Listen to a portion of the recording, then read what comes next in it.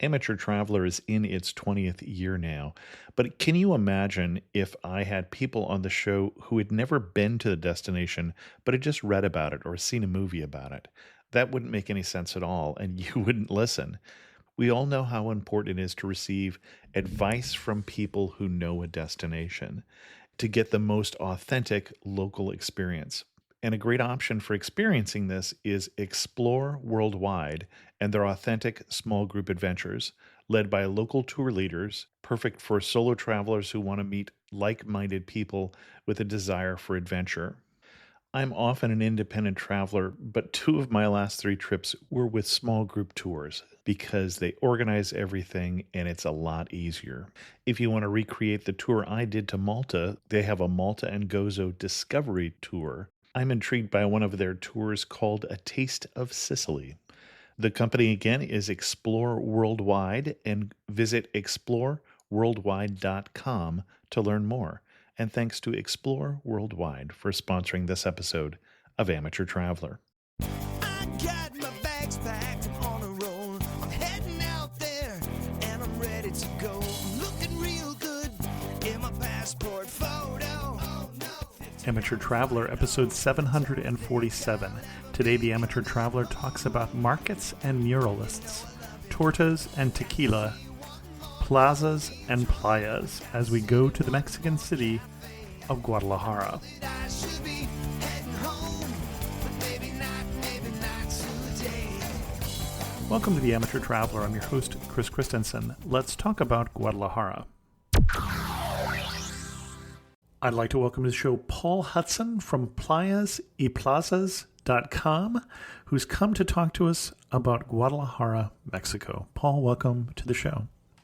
Hi, Chris. It's a pleasure to be here. Thank you for having me. I am very excited to spend a little bit of time talking about a place that I absolutely love. And you say you love it. You have a deeper relationship with it than you were just there for a weekend. I've been in Guadalajara for about 10 years. I originally came to study and I met a girl and it kind of changed my plans and I've been here ever since. Which is the way the story always goes. Excellent. And why should someone come? Well, actually, before we do that, let's put it on a map. Where are we when we're in Guadalajara, Mexico?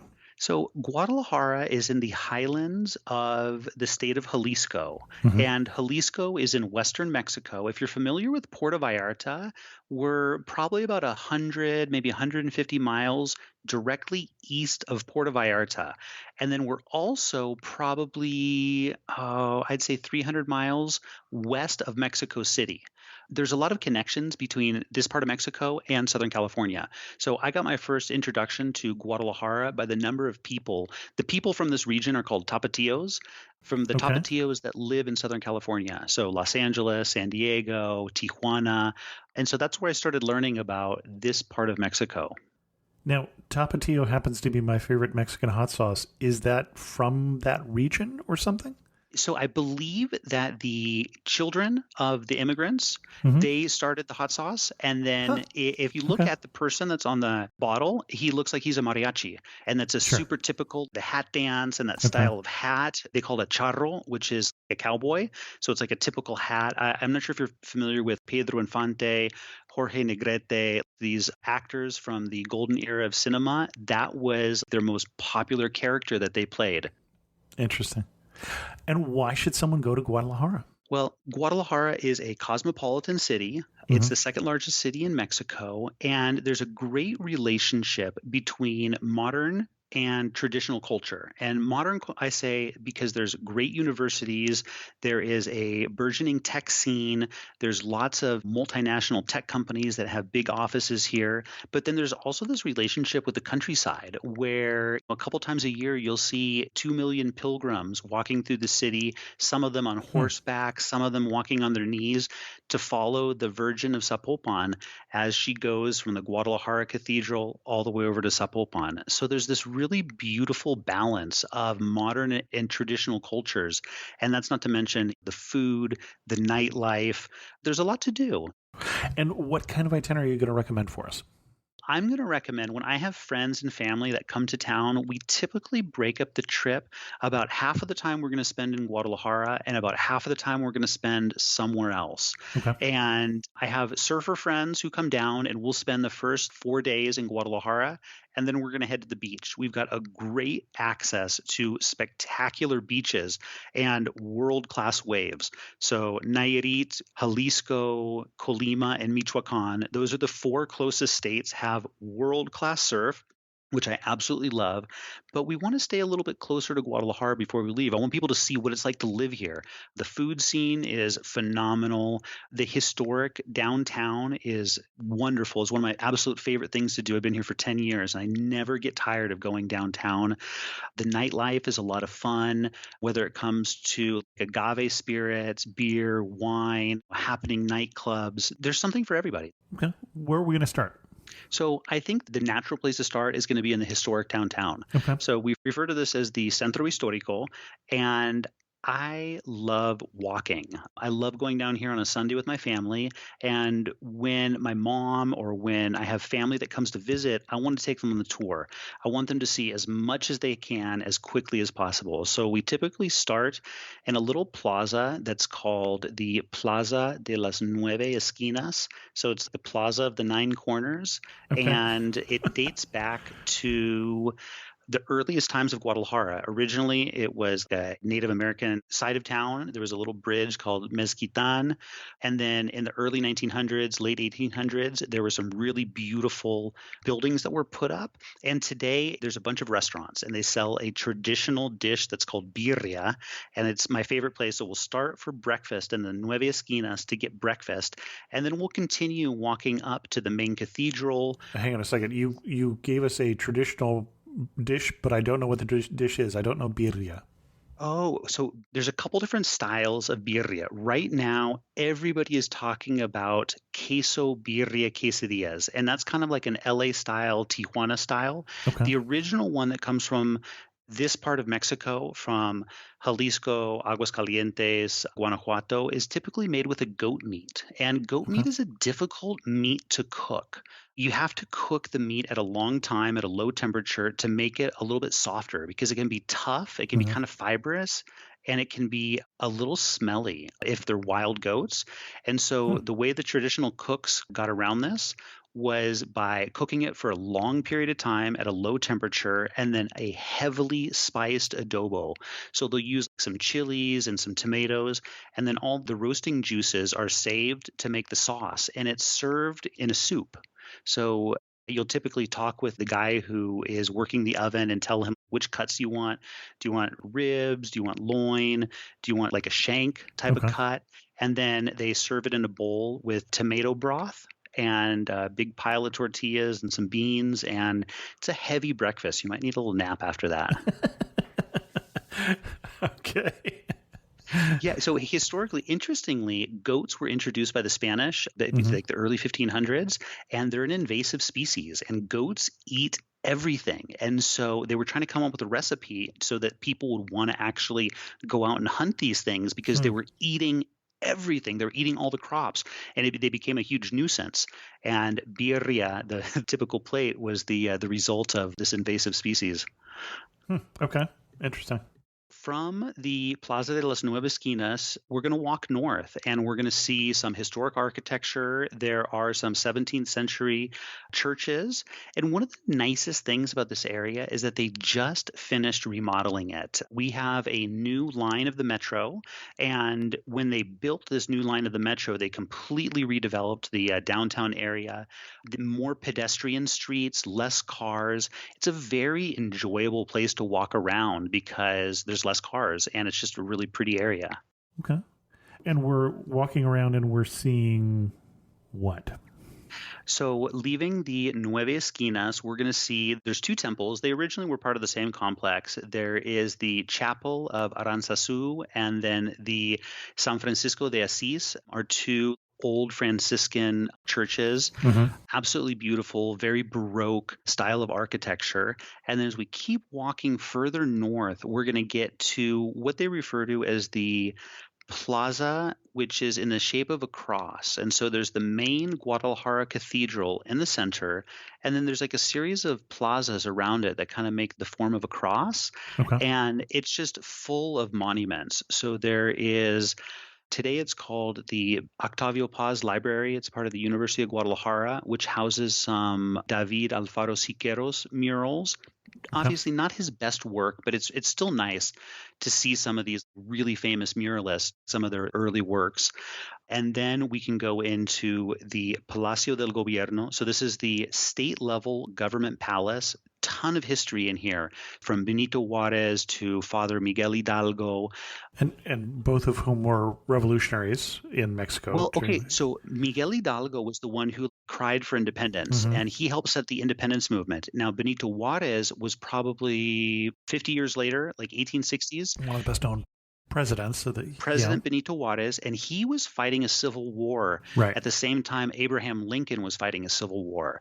And so while they never met in person, they kind of were going through the same things. It was a very like a liberal versus a conservative movement.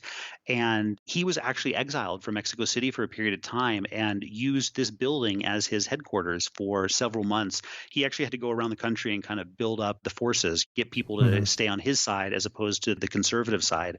And all of this is commemorated with a mural by Jose Clemente Orozco, who is one of Mexico's three great muralists. And it's a very dark and fiery mural painting the history of Guadalajara in this time. So Father Miguel Hidalgo, there's like a mythology of this guy. He is the one who called for independence. Up in Guanajuato. But he's also, there was kind of a dark side to him where his army was a peasant army. They were not trained, and there was people who had really been done wrong by the ruling class, and he just sent them out and they murdered and killed. And that was one of the things that they did when they got to Guadalajara. Anybody who was of Spanish descent, they took them out to the barranca and just threw them in the barranca. It was kind of a dark era of his legacy, and that was one of the things that Jose Clemente Orozco painted. And so he painted this in the early 1930s, and there's allusions to Nazis, and there's allusions to like this dark time in Europe.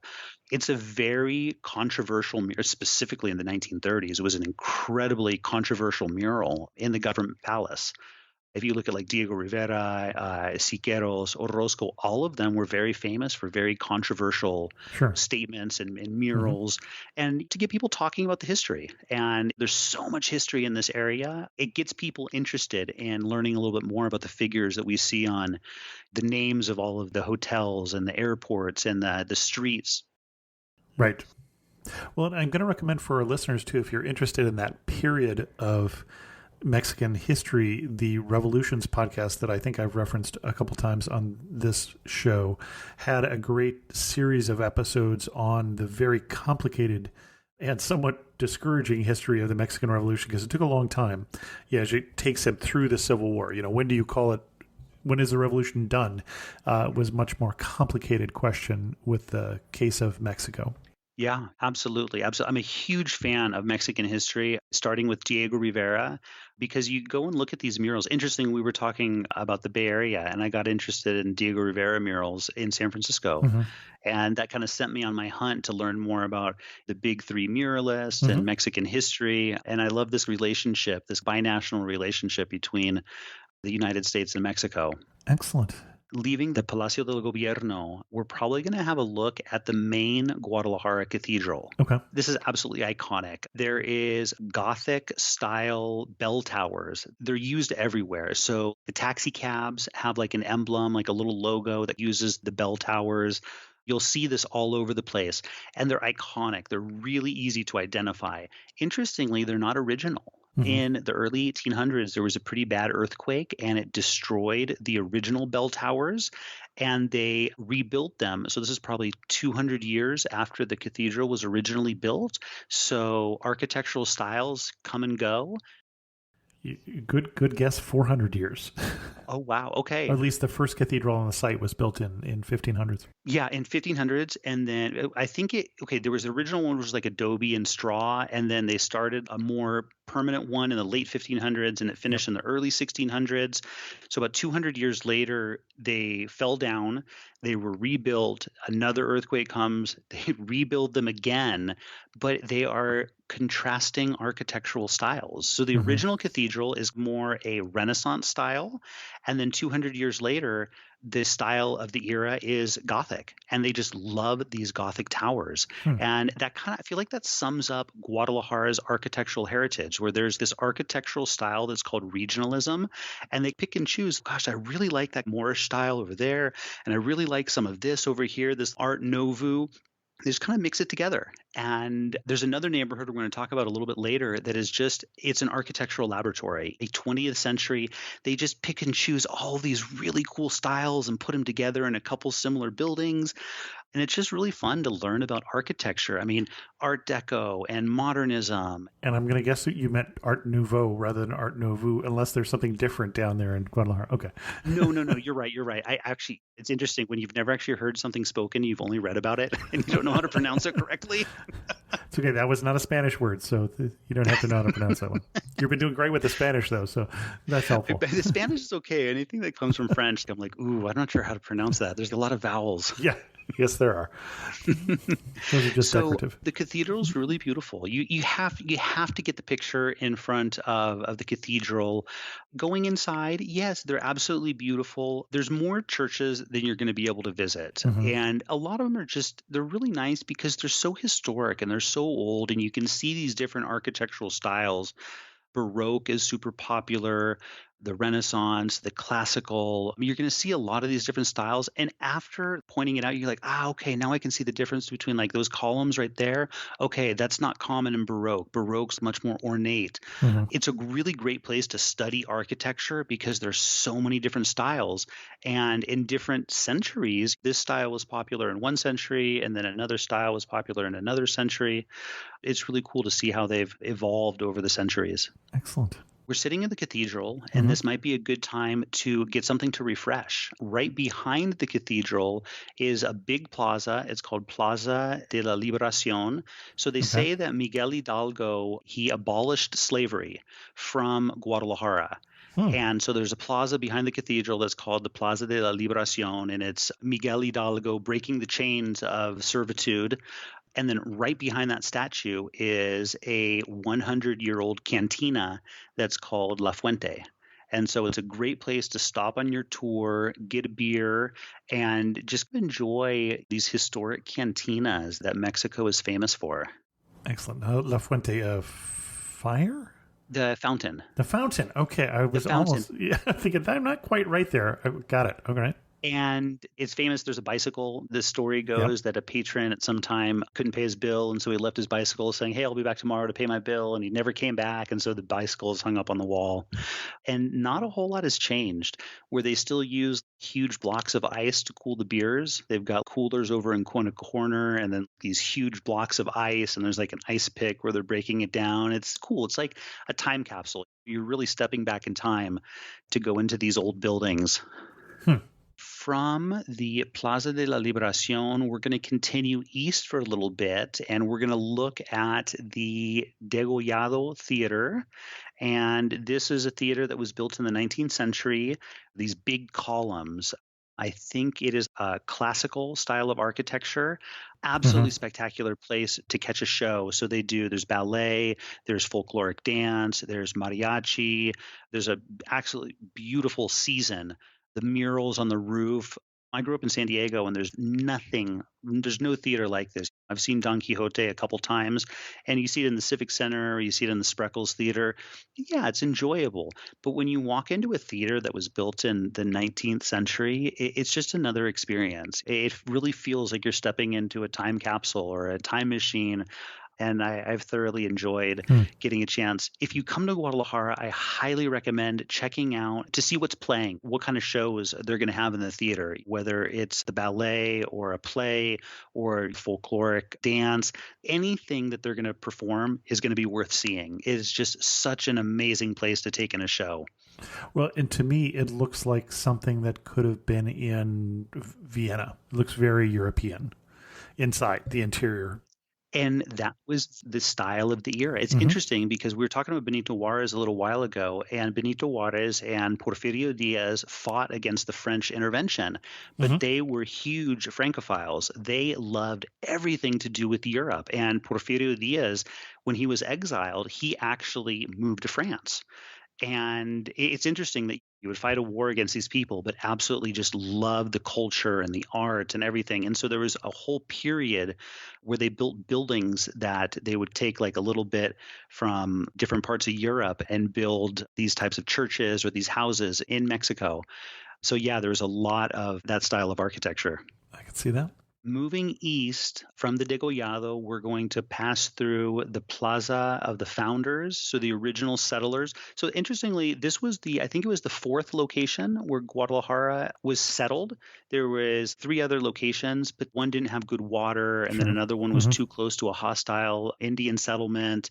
And then they finally settled at this location at 1541, and they were about ready to move to another one. But there was a woman who decided, no, we've been through so much. We're going to stay at this location. We're not going anywhere.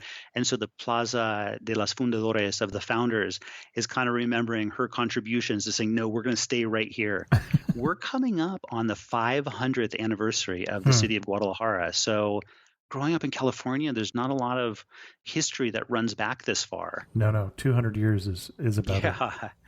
So cruising through this part of the plazas, we're crossing what is known as the Calzada de la Independencia, and there's more plazas. There's the Plaza Tapatia, and there's huge sculptures, and then we're going to pass one of Latin America's largest indoor malls or indoor markets. It's called Mercado Libertad. It's more affectionately known as San Juan de Dios. The locals will call it St. Johnny. It's a huge indoor mall. It's not my favorite. I'm partial. I have my favorite market that I go to. I love Mercado de Bastos. Mercado de Bastos is a little bit more focused on food, and Mercado San Juan de Dios is a little bit more about like clothing. I mean, Okay. there's everything. You can find anything in there, but there's an amazing collection of pirated movies. So if you like so when I was talking about Pedro Infante, Jorge Negrete, a lot of these movies are really hard to find. Like you can't get them in your traditional outlets. And so how do you have to get it? You have to get the pirated version in the market. And if you want like old sitcoms, when I was working on my Spanish, I would go get like old television shows and soap operas from like the 80s and 90s, and they're hilarious, but you can't find them in a lot of places. And so I would go to San Juan de Dios. The other thing that they're real famous for is saddlery. There's a big horse riding tradition, like equestrian culture in Okay. this part of Mexico. And so you can get these amazing, these embroidered belts. I mean, these things will cost like $200. I've been trying to save up because I want to get one, but they call it a cinturón piteado. And so it's a belt that has been embroidered, and there's just really cool designs. And the really expensive ones have been embroidered with a silver wire. I mean, it's over the top ornate. They're really cool. I grew up in San Diego. We don't have a lot of horseback riding. There's some, but nothing like here in Jalisco. And then we keep going east from there, and we're going to make it to the Hospicio Cabañas. And today, this is referred to as the Cabañas Cultural Center. Originally, this was kind of like an orphanage. It was much more than just an orphanage. It was the poorhouse. It was, and not even a retirement. If you were old and had no family and no money, this is a place like a Christian charity. They would help people learn skills. They would help orphans. They would help people with different types of learning disabilities. It was really a Catholic charity. I mean, the building is spectacular, but what really makes it a UNESCO World Heritage Site are the murals by Jose Clemente Orozco. And Orozco, these are considered his masterpieces. He's got, I think there's like 54 murals within the building, and the most famous is Man on Fire or Hombre en Llamas, which is on the main Dome. dome. I was going to say cupola. I couldn't remember what a cupola was in works. English. Yep. And there's a couple different interpretations of this. The one that I like the most, because I love talking about the big three muralist, is that it is a representation of the man walking in fire. And as you turn a little bit, you turn your head, it looks like the man is walking and the flames are kind of moving. And the big three are Jose Clemente Orozco, David Alfaro Siqueiros, Diego Rivera, and then their teacher was Dr. Atol, who is Gerardo Murillo, who was a little bit, he's like a generation older than them. He was a teacher at the San Hmm. Carlos Institute in Mexico City.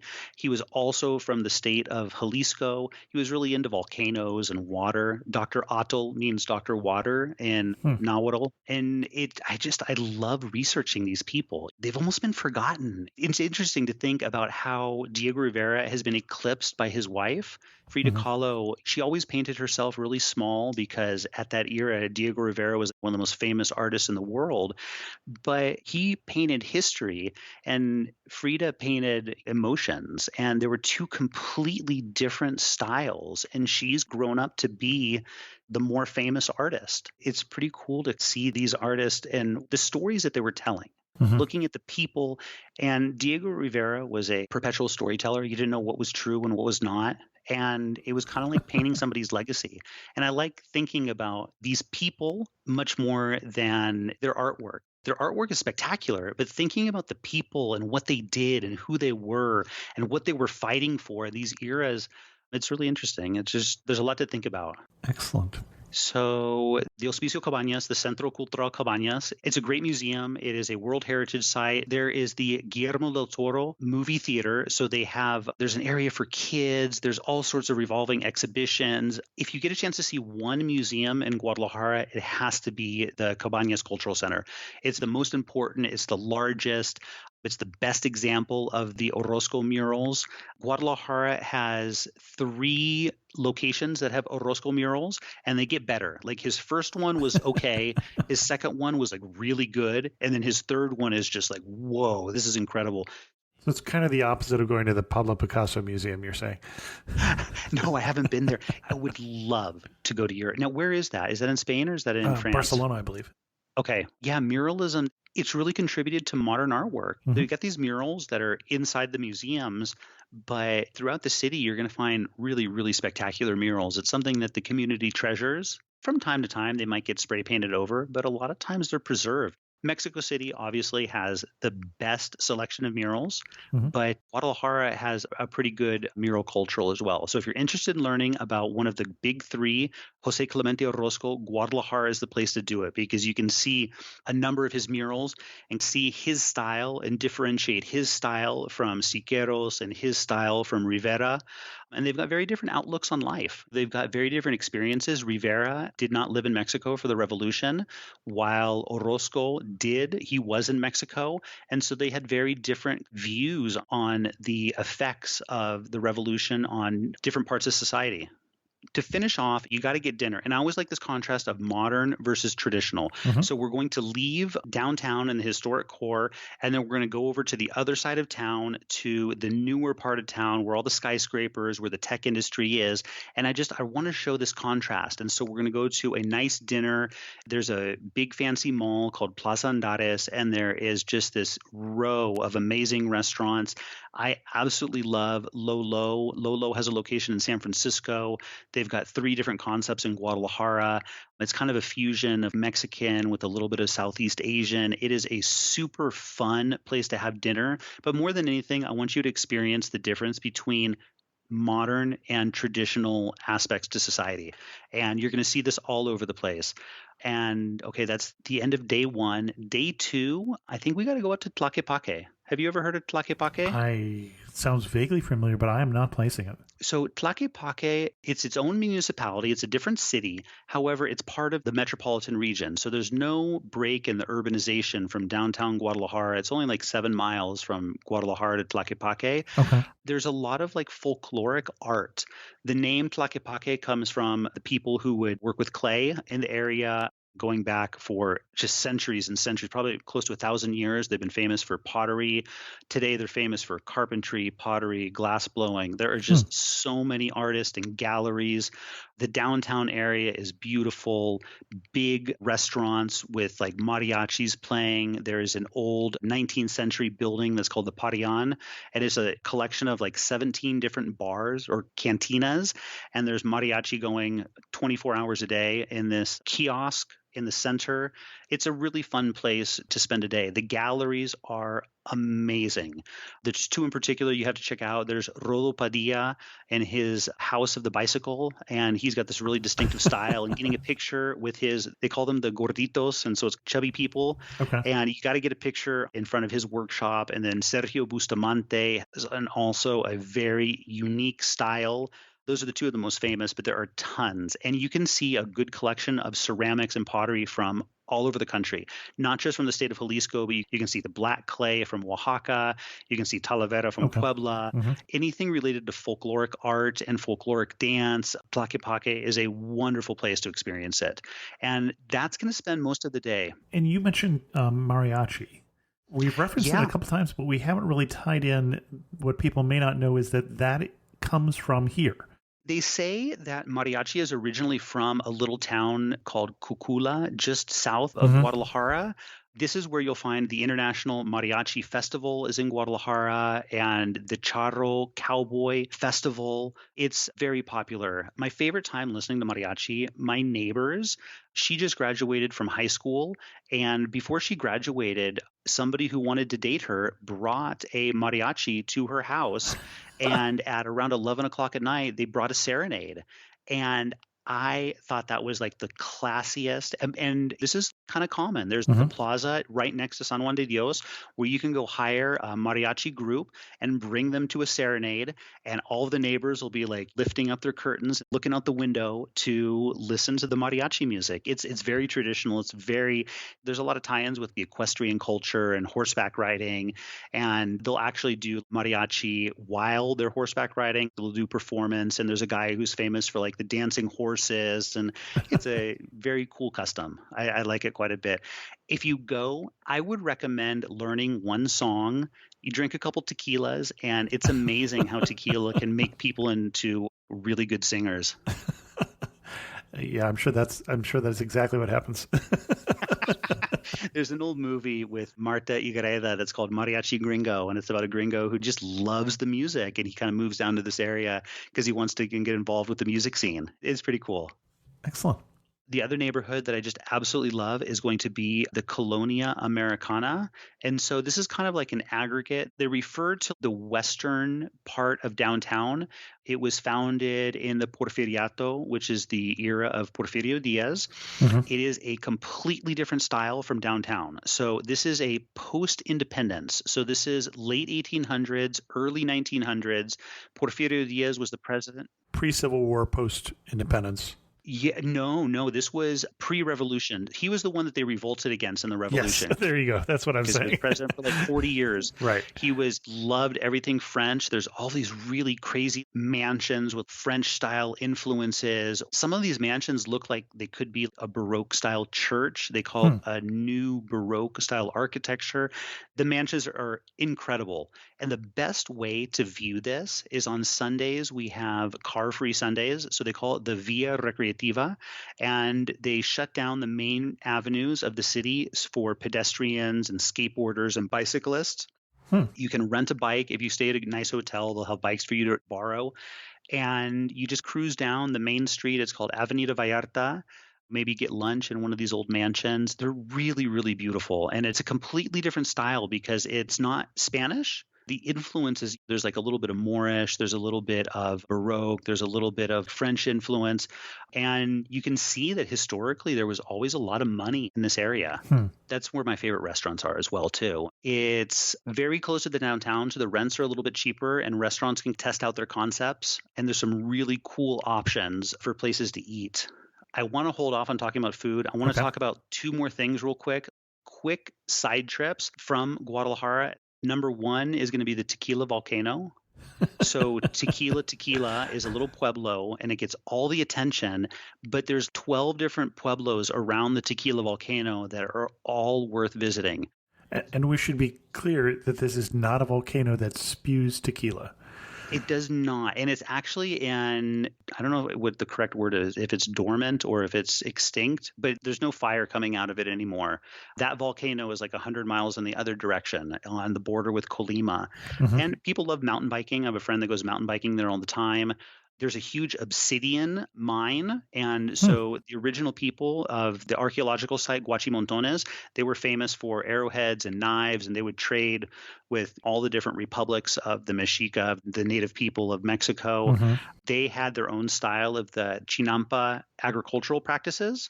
So where they would dredge and create these floating gardens, Oh, yeah. Okay. and the importance of the agave. They've been growing agave in this area for a long time. They called the agave the marvelous plant because there were so many uses that they had for it before they started fermenting it to make an intoxicating beverage. And then, of course, visiting the distilleries. The distilleries are amazing. And again, I recommend visiting one big one and one little one. So Okay. there's a cult favorite that's called Cascaween. It's in the town of Arenal. It's on the way to Tequila. Just about every bartender in Guadalajara is going to recommend Cascaween. It is an absolute favorite. They're using old school techniques. They're using like old school recipes, and people just absolutely love them. There's no marketing department. It's all making tequila for their neighbors and making it for their friends. Super cool distillery. But then you also want to go see one of the big ones, one of the Jose Cuervo, one of the Casa Herradura, because they've got an amazing tour, taking the tequila train out. But the thing is, a lot of those brands, you can get them anywhere. Don't come to Jalisco and drink the same tequila that you drink while you're in the United States. Come to Jalisco and Sure. drink a tequila that you can't get in the United States. And so that's Cascaween or Siembra Valles. There's a bunch of great ones that they might not be exported to the United States, or they might be kind of hard to get if they are exported. Okay, and you just jumped over something that I don't know about, and that's the tequila train. Is that a train that runs from out to this region to bring Yeah, tourists, I assume? exactly. If you drive out to Tequila, you can make Hmm. it there in 45 minutes. I think the Tequila train, it leaves from Guadalajara and takes, there's two of them. There's one that goes to Casa Herradura, Okay, and there's another one that goes to Jose Cuervo. got it. And it's a VIP, like a really, really plush experience to ride the train out there. Jose Cuervo will take you out to their distillery on the train, and then on the way back, they'll take you on a bus so they can take you into the agave fields. Again, these are UNESCO World Heritage Sites. They are so beautiful. Try and arrange it so you can get a sunset. It's just spectacular. Just agave fields as far as the eye can see. It's a pretty cool experience. I thoroughly enjoy going out there. You'll see rodeos, you can see bullfights. There's a lot of countryside, Hmm. rural culture. Excellent. And then you had another side trip for us. The other side trip is going to be to do a little bit of surfing. When my Okay. friends come to town, we always want to go surfing. And we've got 4 states with great waves nearby. And depending on what type of waves we're looking for, my buddy Nick is a very, very good surfer. So he always wants to go surf big waves in Pascuales. And then my other friends, maybe not surf as well, and we'll go surf the longboard spots in Nayarit. So by San Blas and just beautiful jungle. I have a 4-wheel drive truck, and we like to going out into the jungle and looking for surf. That's probably the most enjoyable part of hitting the beaches. So we're heading south and west from Guadalajara?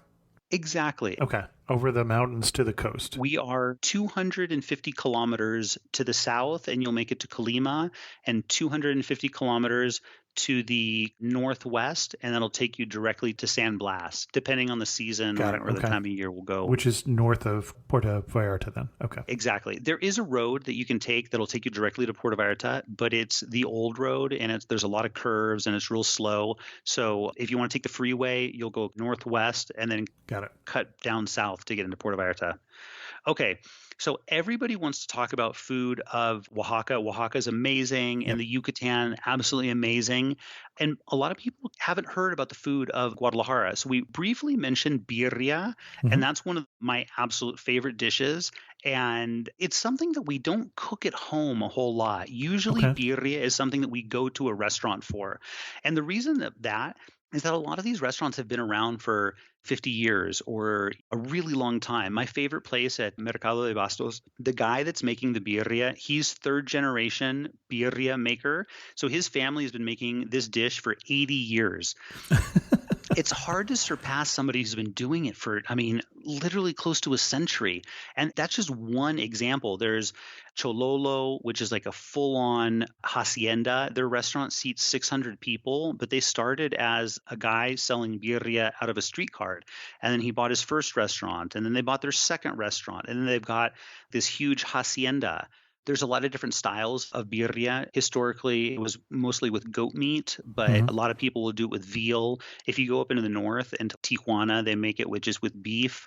There's actually a guy who does it here with clams. So it's a beef broth, but then they put clams in it. Okay. It's a modern take on it. I like it. I like it. It's very different. In my opinion, it's the best of the traditional dishes from the area. The other one would be the torta ahogada. Torta ahogada is a sandwich that's been bathed in like a tomato sauce, or Hmm. as the name goes, drowned in this tomato sauce. French influence back to the late 19th century. There was a French baker who was trying to replicate baguettes, and he just couldn't get the recipe right, and they came out real hard. It had a real heavy crust. And so they would drown it in sauce, and that softened up the crust a little bit.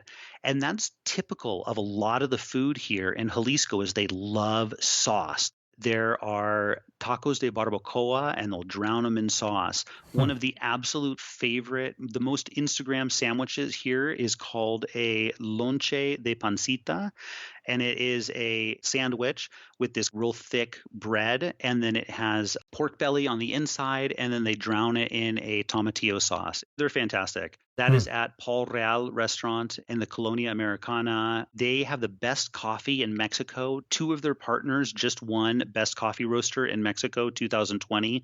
That is a mandatory stop when you come to Guadalajara is Paul Real. I've actually gotten really good recommendations for birria restaurants from the chef from Fabian. He really knows his local food. And then the third one would be carne en su jugo. And so carne en su jugo is thinly sliced beef, and then it has a little bit of bacon, beans in a tomatillo broth. It's a soup. Oh, meat in juice. Yeah, meat cooked in its own juice. So they Okay. retain the cooking juices. I'm just a little slow in the translations this evening. Okay. And they use that to Ah, thicken up okay. the broth a little bit. And there's one place that won the Guinness Book of World Records for the fastest service. There's one street in Santa Teresita neighborhood that has like 4 carne en su jugo restaurants on the same block. They're all delicious. It's not my favorite food. It's home style. It's simple, but it's Mhm. so fulfilling. But I always eat too much. I just get stuffed when I eat there. So I try not to do it too much. That's funny. I mean, you got to go for a taco tour. The tacos here are absolutely fantastic. You can get fancy tacos, you can get humble tacos, you can get fish tacos, and all the different cuts. And is there a organized taco tour that you recommend? I've been thinking about a blog entry that I want to write about the best places to go in one certain neighborhood, the neighborhood of Santa Tere. It's kind of a humble neighborhood, a blue class neighborhood. Not too long ago, it was kind of a dangerous neighborhood if you get a little too close to downtown. Today, it's a huge wave of gentrification coming through, so it's a much safer than it was a decade ago. But the food is spectacular, really traditional restaurants. And Santa Tere, the market in Santa Tere, the birria right across the way has just really, really good tacos. I'm sure you can find an organized tour. I've seen a couple of them. I haven't taken them. If you write that blog post, let me know and we will link it in the show notes. Okay, fantastic, fantastic. And then a couple of other really traditional things would be the Mexican style fermented beverages. So there's one that's called tejuino. So tejuino is a corn masa, Oh, yeah. and it's just been fermented for a couple days. And it's corn masa that's been mixed with a bunch of sugar, and they just let it ferment for a couple days, and then they put a scoop. There's no alcohol in it. So if it did have alcohol, it would be less than 1%, Huh. 0.00 something I didn't percent. realize that. I didn't realize that it was low alcohol or. It's been fermented just a tiny, tiny little Okay. bit. And the guy who would always sell it to me, he's like, if I leave it for too long, I can smell the alcohol after a couple days. But still, you couldn't even perceive that it had alcohol in it. And they serve that with a scoop of lemon ice cream, refreshing lime, salt, lemon ice cream, and it's refreshing on a hot day. You mentioned a hot day. What we haven't talked about is we're in more central Mexico at this point. What's the best time of year to come to find the best weather or the best festivals, whatever? I'm going to say that the fall. Okay. So in October is when we have the big festivals. That is the Festival of October. And so it's a month long. It's like the fair comes to town, the Del Mar Fair, or there's fair rides. There are a huge round of concerts. There's a ton of mariachi. There's bullfights. There's soccer games. Like all the sports are being played. There's baseball. There's a Pacific League baseball team. The weather is the nicest Okay. of that time of year. The summer is the rainy season, and it gets Okay. really hot. Even at the altitude, because you're a mile up. Yeah, it's still hot. We actually, this week, it got hot. We went from being cold last week. We had a low of 3 degrees Celsius. And gosh, I'm so embarrassed that I don't know Fahrenheit anymore. You're in the 30s, the high 30s at that point. Yeah, so that was the low, and then the high. It was really nice during the day, and then this week I'm already turning the fans on. And we say this week, we're recording this in late February of 2021, just to put this on the map for people who are listening sometime from now. So March, April, May, it gets really hot. Okay. We'll get up. It'll be high 30s. Okay. It's probably going to be in the 90s Fahrenheit. Mhm. And that's not my favorite time to come because it just saps your energy when it's that hot. And then the rains come in about June, and the rains are beautiful for the first couple months. And then towards the end of the rainy season is when you get hurricanes coming through. And if there's a hurricane off the coast in the Pacific somewhere, it just rains like crazy. Trees fall over. You lose electricity for a little bit. It's really nice at the beginning. I'm not sure if you've heard of the song Guadalajara, Guadalajara, but they have talk not. about the smell of the wet ground. And in June, when it starts to rain and you get that first rain of the year and the smell, it's so delicious. It's so typical of here, that first rain of the season. And it's really nice. But towards the end of the season, I get tired. I like the change in the seasons here. The winter is very short. It's very brief. I like it for the 2 months that it's chilly. I never have to break out my jackets. All my clothing from the San Francisco Bay Area, I haven't taken that out in years. I can get away with a sweatshirt, and I know it's not the fashion, but I wear shorts and sandals year round. People here are a little bit more fashion conscious. Okay. So I would recommend long pants and jeans, but I don't mind. You know what I mean? People know I'm a gringo. I'll never lose my accent. Excellent. There's one last thing that I wanted to mention, and that is, what does the guidebook miss, or what do they not get right? And everybody talks about Mercado San Juan de Dios, but I think that Mercado de Abastos is so much more enjoyable Okay. because of the food. And some of the best representations of the traditional food are in Mercado de Abastos. I run into the celebrity chefs. I run into all sorts of restaurant people at Mercado de Bastos, where they're doing the purchasing for the restaurant after they get breakfast at their favorite birria place or carne asada place or menudo place. It's like a little foodie heaven, Mercado de Bastos, and none of the guidebooks mention Mercado de Bastos. Excellent. As we start to wrap this up, you're standing in the prettiest spot in Guadalajara or in the region. Where are you standing? What are you looking at? Tough call, but I live in a neighborhood that's called Chapalita. There's lots of trees, and I'm thinking that it's springtime, and there's really tall jacarandas lining the streets, and they're purple flowers. And then there's a mixture of another tree that's called Rain of Gold or Lluvia de Oro. And this time of year, the street is called Parque Juan Diego. And I think it's one of the most beautiful streets in Guadalajara. It's a residential street. There's 2 business districts that run parallel on Avenida Guadalupe and Avenida Tepeyac. But Parque Juan Diego is old mansions from the 1940s. And more than anything, there's little monuments, little roundabouts with a little statue. But more than anything, it's got to be the trees. And I love this time of year. I love the trees when they're flowering. And you can get little peeks because a lot of these mansions have real high fences, but you can get little peeks of some really cool modernist mansions or Art Deco mansions. And I think Parque Juan Diego is my favorite street. Some people might say Avenida Libertad. Avenida Libertad is in the Colonia Americana that we talked about earlier. Everybody has their preferences, but that's where I walk on almost a daily basis. And so that's the one that I like the most. Excellent. One thing that makes you laugh and say only in Guadalajara. The way that everything is drowned in sauce. The torta ahogada, and there's several other people just love their salsas, and they just want everything with a ton of salsa. The food's really good, and it's heavy on the sauces. Think about bathed in sauce. Excellent. And if you had to summarize Guadalajara in just 3 words, what 3 words would you use? Huele a tierra mojada. So it smells like damp earth, or it smells like wet earth. And I think about the seasonal changes, and it's an iconic song. Elvis Presley actually sang it once on an old movie that he did. Which you can get at the market for in the pirated version. I know I don't buy anything pirated anymore. I understand that everything's super bad to buy pirated stuff. Don't crucify me for that one. My mother-in-law was real strict. She's like, no, you can't be buying pirated movies anymore. I was like, okay, no more pirated movies. But the Guadalajara, it's a really beautiful song. It just kind of reflects the seasonal changes. I think Guadalajara is a city of smells.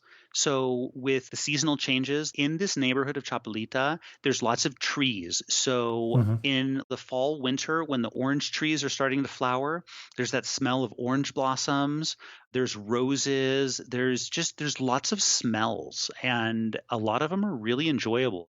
Whether it's food or trees or flowers or seasonal changes in the first rain of the year, there's a lot of really enjoyable smells around here. And Paul Hudson has been our guest, and his website again is playasyplazas.com. And for those of you who didn't translate that in your head, that's beaches and plazas. And you can see from the episode where that comes from, his love for both the beaches and the plazas. And Paul, if we wanted to send people to your best post on Guadalajara at playasyplazas.com, where are we going to send them? I would just do a search for things to do in Guadalajara. I hope I'm on the first page there somewhere. Well, we will link directly to your things to do in Guadalajara. And I got a list of about 30 things. I'm trying to summarize as best I can, but I can just go into, I think I've got 8,000 or 10,000 words on that article where I just can go into so much more depth on all of the churches and all of the markets and all of the sports and all of the things that we just don't have time for in just a 1-hour show. And I think people are going to be completely willing to believe that we were constrained by how much time I was giving you rather than how much you had to say. Oh, man. Well, thank you. I wish I would have managed my time a little bit better. I tried to do an outline, but this is fun. I thank you so much for giving me the opportunity. This was a blast. And thank you for introducing me to the podcast. I have become a huge fan and found some really interesting places that I was not familiar with before. So excellent. Thanks for what you do. This is an amazing podcast, and thanks for sharing. Well, thank you for sharing your love for Guadalajara. Thank you. In news of the community, first, of course, thanks go out to the patrons of the show who help support the show through patreon.com with their generous donations. You too can be a patron of the show for as little as $5 a month by going to patreon.com/amateurtraveler. I heard a while back from Rola, who wrote about the episode we did on Egypt. It was really interesting listening to your podcast about Egypt. My mom is Egyptian, and I've been to Egypt many times, including the time that I used to live there for a few years as a child. But I have yet to visit those other places mentioned outside of Cairo. One day soon I'll go back and make a detour to visit those places while I visit my mom. That includes Alexandria. By the way, Sally touched on the scams that can go on there involving tourists. I'd like to add a warning about the taxis as well. Taxi drivers tend to overcharge tourists and foreigners, so I would haggle with them until you get a price you can agree on. That goes for anything else too, such as merchants in Khan el Khalili. Basically, don't be so quick to pay for things. Unlike here in the United States, you have the ability to haggle prices down. However, it might be better with services like Uber. Great show, by the way. Love your podcast. And thanks so much, Rola. And sorry it took me a while to get to your feedback. I think of the time that I was in a market in Essaouira, Morocco. Not Egypt, I understand, but another place where they liked to bargain. And we were actually there with the amateur traveler trip that year that went to southern Morocco.